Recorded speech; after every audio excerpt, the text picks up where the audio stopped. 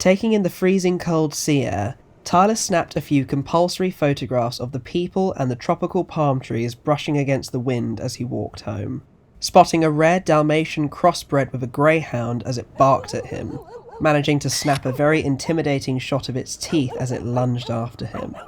A few seconds too late, the dog's lanky, stoner-looking owner pulled it back by the collar to prevent it from biting Tyler.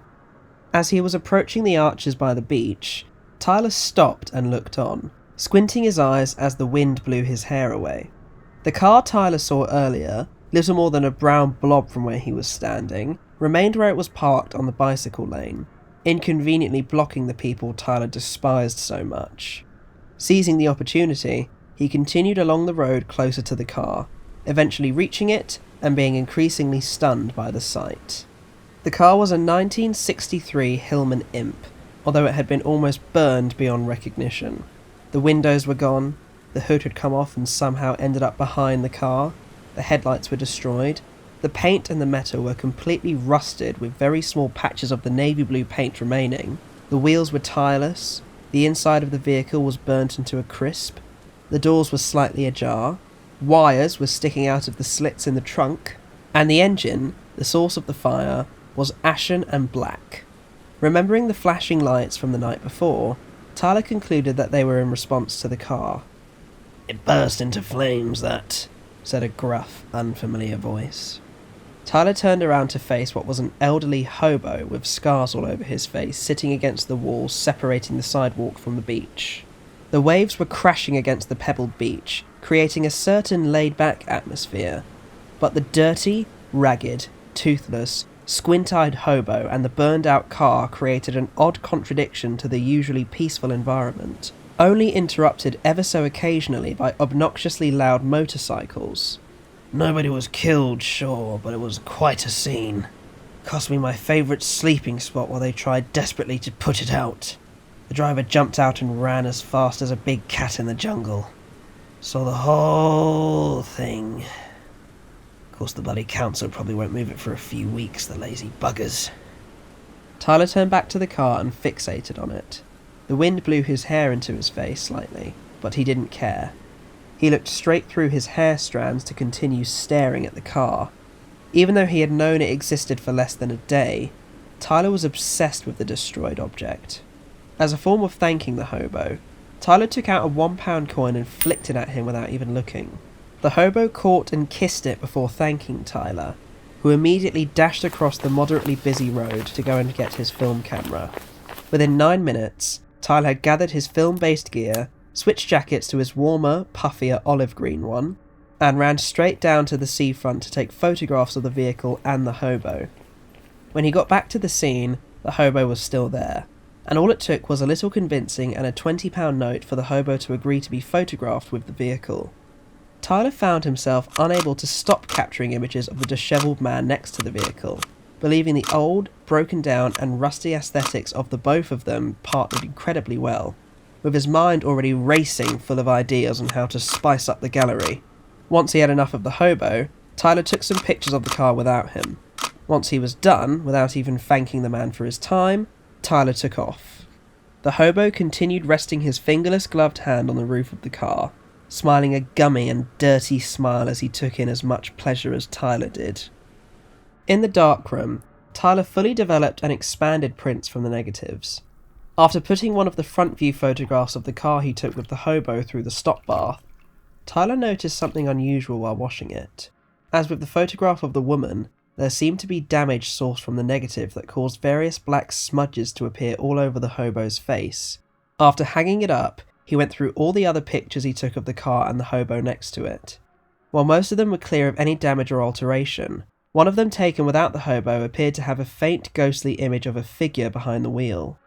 Tyler squinted and looked closer, seeing that the figure was pulling a face like a man on drugs with a wide open mouth, his hands tightly clutching the thin and burned out wheel, and their eyes blank and white. Tyler was frustrated initially, taking the photo in his thumb and index finger to hold it closer to his eyes. Upon closer inspection, he no longer saw it as a smudge, but as the figure it was meant to be. A slight chill ran up his spine and into the back of his brain, causing his posture to completely straighten. His finger and thumb held the picture more tightly. Not understanding how or why the figure came to accompany the picture, he theorised two of the negatives may have overlapped, and a photograph of the hobo pulling the face while standing next to the car somehow cross-developed onto the photograph.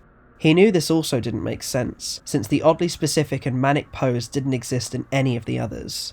Trying to forget about it, Tyler sparked up a cigarette as he waited for the photographs to dry. Once they had, he took them down and treated himself to a glass of whiskey before bed. The next morning, Tyler called Ronnie to inform him that he had further ideas for the gallery. Although Ronnie hadn't slept and instead stayed up reading and replying to emails while playing one of his many computer games, he agreed. Tyler was not as snappy and punctual with his time. He waited for the light in the sky to fully form before leaving, opting to take some more photographs of the car before he went to see Ronnie. Before Tyler left, as he was going over the photographs one last time, the black and white images of the hobo began to colorise before his very eyes.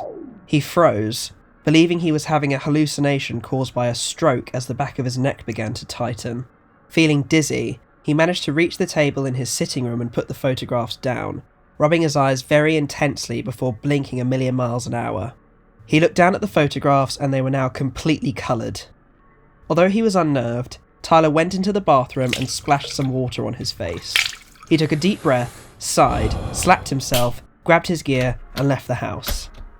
Upon arriving at Erica's and making his way into Ronnie's office, Tyler presented the photographs of the car, as well as the lower quality printouts he took of Fabienne on his digital camera. As if a large weight was lifted off of Tyler's chest, the black and white photographs of the woman hadn't magically colorised. Ronnie took them all in for a moment, making facial expressions to show his uncertainty. "You sure about this, Ty?" he said. "This is rich full of story," argued Tyler. "It's an old and abandoned car in the middle of a lovely part of a seaside town where beautiful crashing waves are not even 20 feet away. After a long history of owners and near-death experiences, the car finally combusted and was reduced to mere rusty scrap. And with it, a man in rags finds a home. He found new use for it even after its days became numbered, even if only temporary. The car always finds purpose, even after destruction. And he'll follow it to the junkyard and die with it if he has to." Tyler smugly crossed his legs and held his hands together on his lap. Ronnie sighed and slumped back into his seat. "So you're still chatting shit, yeah?" said Ronnie. "I learned my lesson after the Molly Moorish incident," said Tyler, "and all I did was imply she was having an affair with that idiot from Man City. Yeah, and then her actual bloke punched you in the nose. If you're making up stories about tramps, who's to say he won't stab you if he finds out?" "It's highly unlikely, Ronnie. Do you want to go forward with it or not?" "Alright, sure. Do you actually have pictures of the geezer, though?" Well, yes, they're right there." No, they're not, mate." Ronnie handed Tyler the photographs. Tyler snatched them off of Ronnie, going over them calmly before slowly becoming more and more distraught. Every single picture that featured the hobo was now devoid of him, with only hollow, ghostly figures that resembled him in his place, with the same shard-like, shadowy marks on their faces as with the first one Tyler saw when developing the photographs. Additionally, the photographs that didn't originally have the hobo in them now had similar ghostly figures of the hobo in the car performing some kind of action to suggest he was in horrendous pain. Tyler froze for a second. He knew he had to improvise something and make it good to sell the story. It's the smudges," said Tyler. "Don't you see them? They're a man." Tyler held the photographs out in front of Ronnie until he took them back. He noticed the faded out ghostly figures, but he was just more confused by them and asked Tyler to explain further. "It's the spirit of the man. When the glass exploded because of the fire, it went all over his face. All the vessels in his neck were cut and his airwaves collapsed." "Jesus, mate, that's a bit fucking dark, isn't it?" said Ronnie. "It's edgy, yes, but the people will soak it up," said Tyler. "They always feel sorry for someone less fortunate than them. They tell themselves that they're good people for having sympathy every day. It'll work." "Alright, well, what's the geezer's name?" Tyler paused for a moment, before something popped into his head. "Joseph. Joseph what?" said Tyler. He had a loving family once upon a time that tried to help him in any way they could, but he just got drawn closer and closer to the streets. Drugs, alcohol, mania. The man suffered, that's for sure. Right, I see, said Ronnie. We'll go with it. Any other last-minute changes you want? You've only got a week left. Tyler had nothing more to add. There was a knock on the door moments later and Erica walked in, carrying a tray with 3 cups of tea and a small bowl of wine gums on it. She set the tray down on Ronnie's desk and asked Tyler if he'd be staying. Tyler declined very bluntly before grabbing his photographs and promptly left the office, leaving Ronnie frustrated with his rudeness, while Erica simply tried to brush it off as she enjoyed a cup of tea and some sweets with her grandson. Back on the Westcliff seafront, Tyler caved into his obsession and went to take more photographs of the car, this time capturing some of the interior. He also managed to capture a bird's eye view with the risk of falling off the disjointed engine and breaking his neck. While he took the photographs, an old man watched him from across the street, something Tyler didn't notice until he finally, albeit temporarily, scratched his undying photographer's itch raw.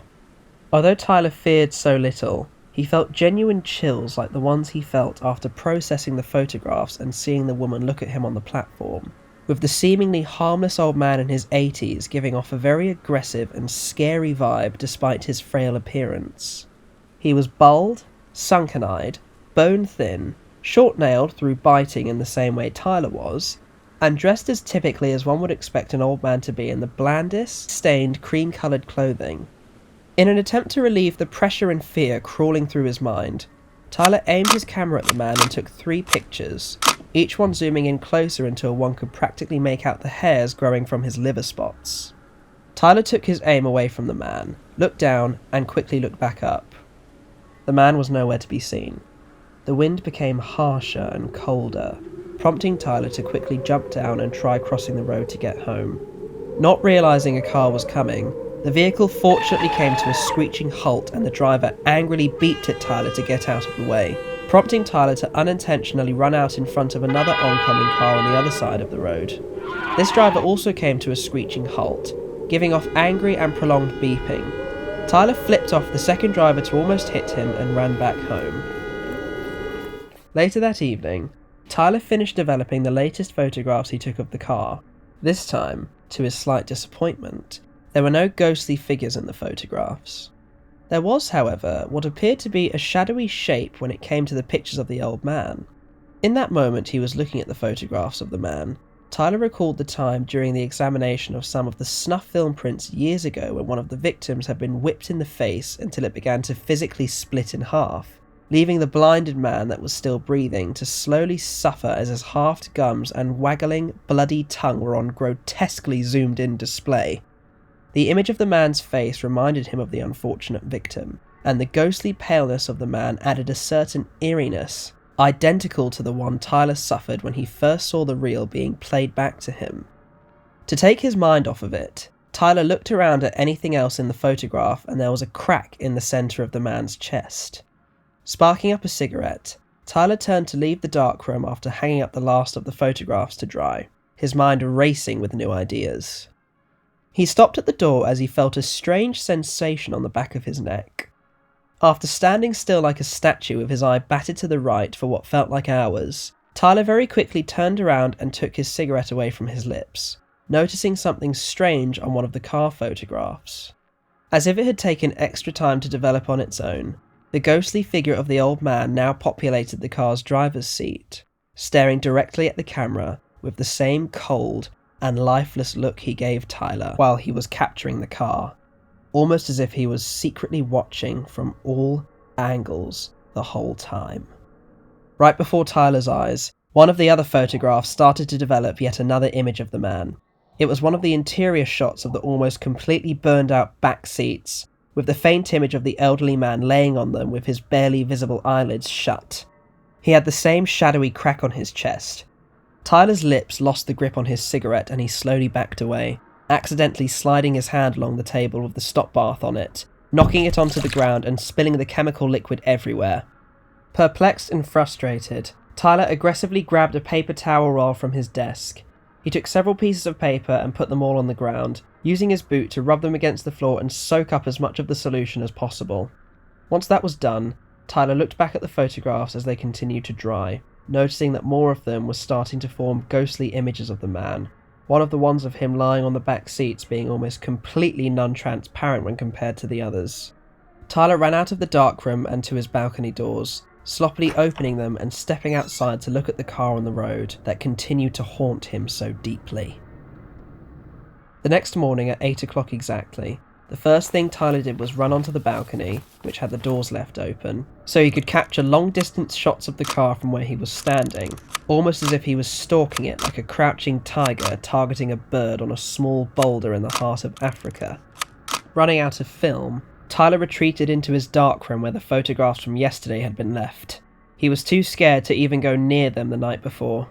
Turning the dim red lighting on, the photographs were shown to be exactly where Tyler had left them, although as soon as he went to grab one after closing the door, it fell off the string, causing Tyler to freeze as a chill shot up his spine and his fingers slowly curled into his palm like a dying spider's legs. It took Tyler a few minutes before he finally mustered up enough strength to gather the photographs and neatly put them to the side, including the one on the ground. Shortly afterwards, Tyler promptly began to develop the photographs, although instead of waiting to spook him, the ghostly figure Tyler was already expecting appeared almost instantly as he developed them, catching a glimpse of an incredibly distant and faint figure standing by the car, looking up at him with a barely visible and incredibly unnerving smile on their face. Taking it as a sign, Tyler finished up processing the remaining pictures as fast as he could and dashed out the room, grabbing a fresh roll of film and his camera before making his way downstairs, almost forgetting his keys. When Tyler got to the road and started approaching the car, his stomach started to rumble and ache something fierce. It had only then just hit him in that moment that he had eaten little more than some small scraps over the last few days, mainly due to his dedication to the burned out car. Although his photographer's itch was undying, his lack of any sustenance was 11 times stronger, causing him to quickly run further down the road and order a box of chips from the cafe on the beach.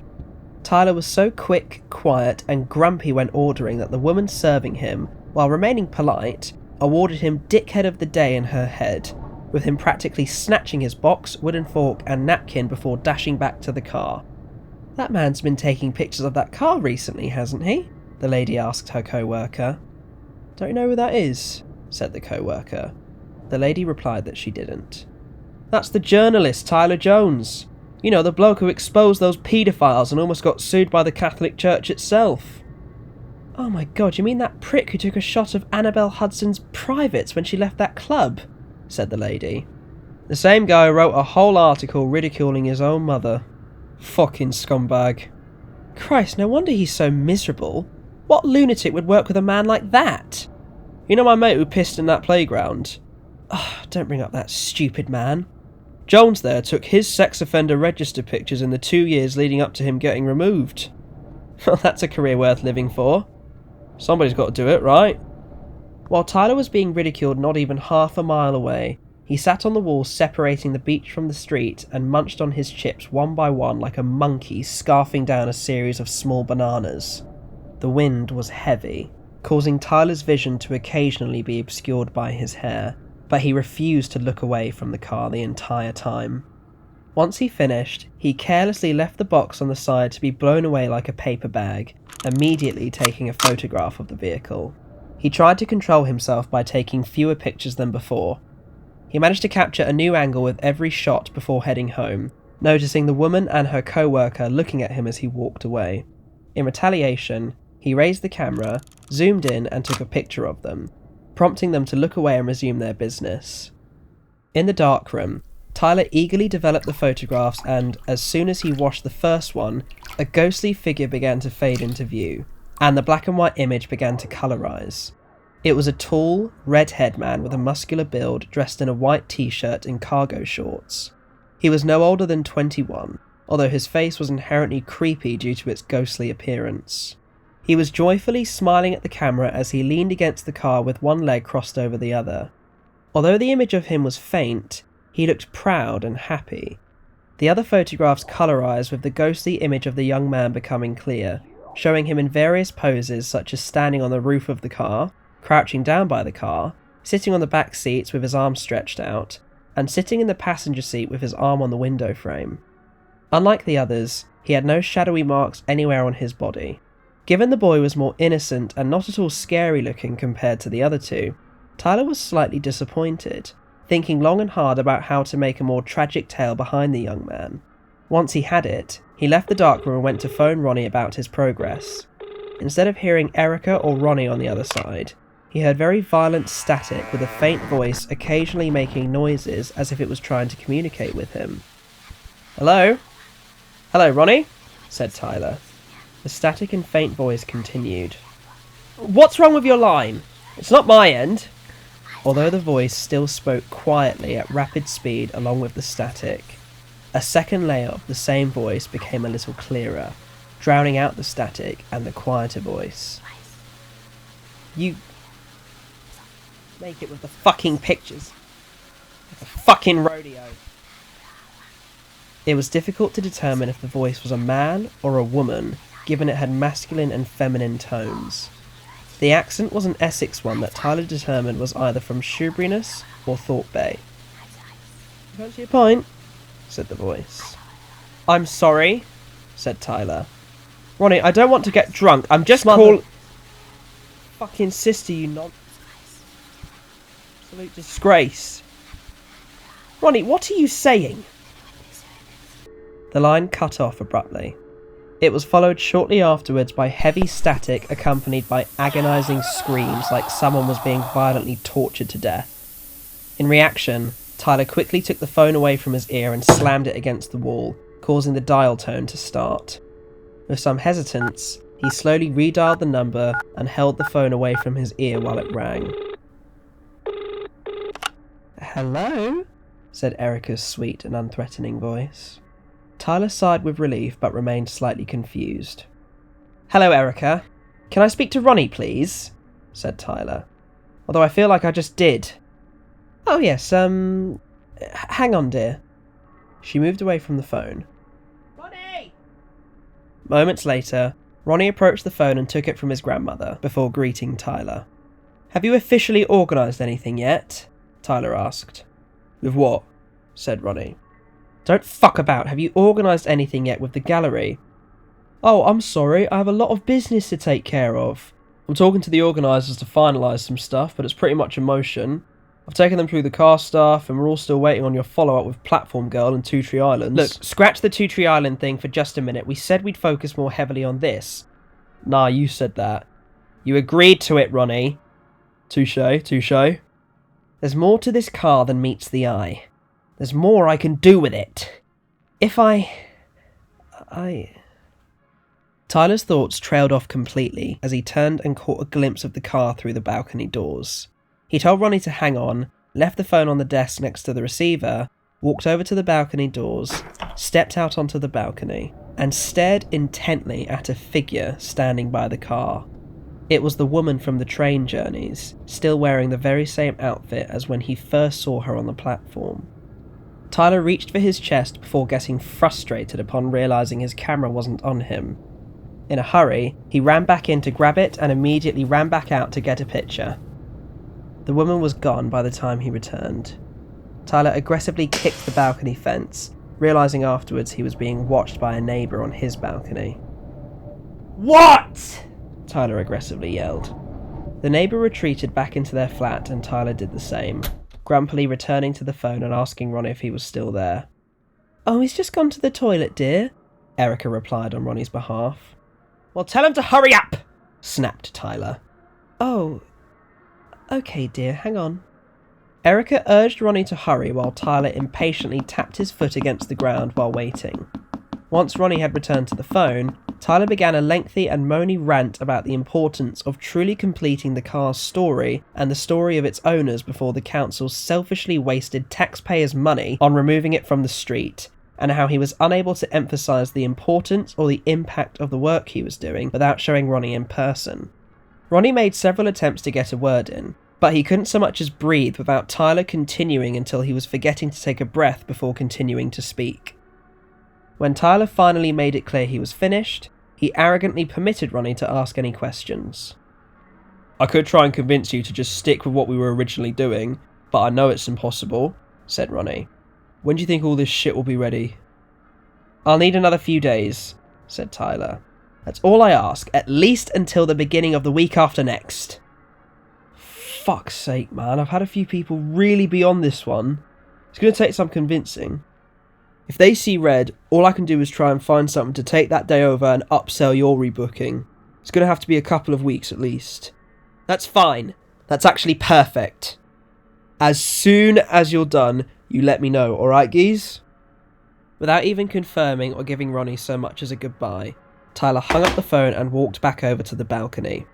He gripped his camera with one hand and held his other hand against the glass as he quietly hoped that the woman would reappear. He wanted his perfect photograph. He stood at the door for a solid 15 minutes waiting for her to reappear, but she never did. Caving into his increasing obsession, Tyler bolted out of his flat and ran straight for the car. Within 20 minutes of perfectly framing and snapping more pictures of it, Tyler ran out of film and quickly returned to his darkroom to have it all processed. In the darkroom, Tyler was expecting the images to instantly develop themselves further. He even waited a moment after washing the first print. Nothing happened. The second photograph. Nothing. The third photograph. Nothing. By the time all 30 or so prints had been stop bathed, washed, and hung up to dry, a ghostly figure had yet to appear. None of them faded from colour to black and white. Tyler stared at them individually for just under an hour as he impatiently waited for a result, going through what remained in his current cigarette packet. When he finally realised nothing was happening, he reluctantly left the darkroom in frustration. Tyler treated himself to a few neat glasses of Lonnie Crawler's Black Label and microwaved pizza for dinner. He fell asleep on the ground with his head pressed against the balcony door glass as he forever pondered about the car with so many yet-to-be-seen ghostly models hiding within the aura around it.